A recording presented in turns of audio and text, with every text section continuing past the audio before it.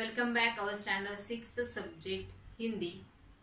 बच्चों, आज हम रिवीजन लेने वाले हैं। हमारा जो लेसन है वह उपहार। उपहार यानी क्या? भेंट। उपहार यानी क्या? भेंट। यहाँ पर एक ऋत्विक नाम का जो लड़का है उसकी एक छोटी सी कहानी दी गई है। कहानी का तात्पर्य है लक्ष्य प्राप्ति के लिए रुचि और लगन आवश्यक होती है। तो वह कैसे, चलो देखते हैं। यहाँ पर ऋत्विक नाम का जो लड़का है उसे पुस्तकों से बहुत प्यार है और वह उसके गांव के पास एक पुस्तक मेला लगा हुआ था और वह अपनी माँ से जिद करता है कि वह अपने मित्रों के साथ पुस्तक मेला देखना चाहता है। वह पुस्तक मेले में जाना चाहता है, पुस्तकें खरीदना चाहता है, लेकिन उसकी जो माँ है वह इस बात को टाल देती है। अकेले तुम कैसे जाओगे, यह कहकर वह इस बात को टाल देती है और अपनी माँ से न सुन के, माँ से अनुमति न मिलने के कारण ऋत्विक उदास हो जाता है और दूर पेड़ों के पीछे जा बैठता है। वहां पर उसे एक परी दिखाई देती है और परी उसे आश्वासन देती है कि तुम्हारी मदद करने के लिए ही मैं आई हूँ। उसकी उदासी का कारण यह परी पूछती है और ऋत्विक अपने उदासी का कारण बताता है। क्या कारण था ऋत्विक के उदासी का कारण? कि उसे अपने मित्रों के साथ पुस्तक मेला जाना था और पुस्तकें खरीदना था, लेकिन उसकी माँ से उसे अनुमति नहीं मिली और परी ऋत्विक का यह कारण जानकर वहां से चली जाती है। कुछ दूर तक ऋत्विक अपने घर की ओर जाता है। उसी वक्त ऋत्विक को एक पोटली मिलती है। रास्ते पर पड़ी एक पोटली ऋत्विक को मिलती है।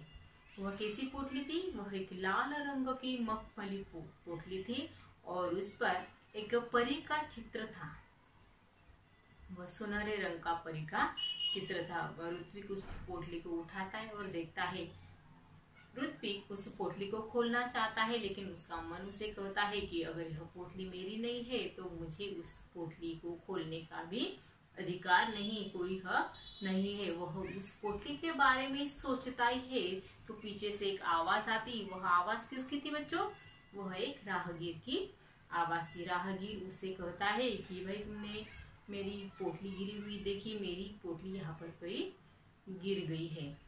तो ऋत्विक के पास तो पोटली थी, लेकिन ऋत्विक उसकी पूछताछ करता है, उस राहगीर की सही तरह से पूछताछ करता है, पहचान पूछता है और सही पहचान मिलने पर वह पोटली वह राहगीर को दे देता है और दूसरे दिन जहाँ पर वह उसे परी मिली थी वहीं पर जा बैठता है। वहां पर परी आती है और परी ऋत्विक से बहुत ही खुश होती है और परी खुशी से ऋत्विक को इनाम देती है। क्या इनाम देती है? एक लाल रंग की पोटली।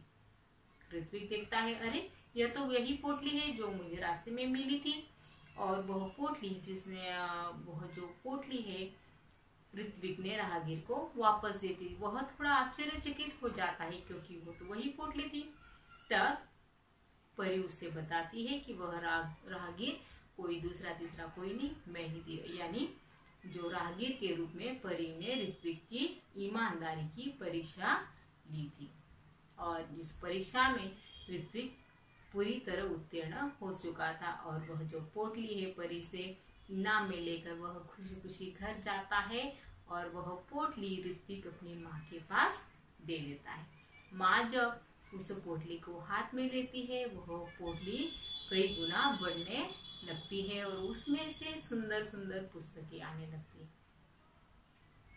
पुस्तकों से यह जो ऋत्विक है वह बड़ा पुस्तकालय अपनी बहन कृतिका के साथ मिलकर एक पुस्तकालय खोलता है और ऋत्विक ने अपनी बहन कृतिका की सहायता से पुस्तकालय खोला और वहां पर जो पोटली में से निकली हुई सुंदर सुंदर पुस्तकें रखी।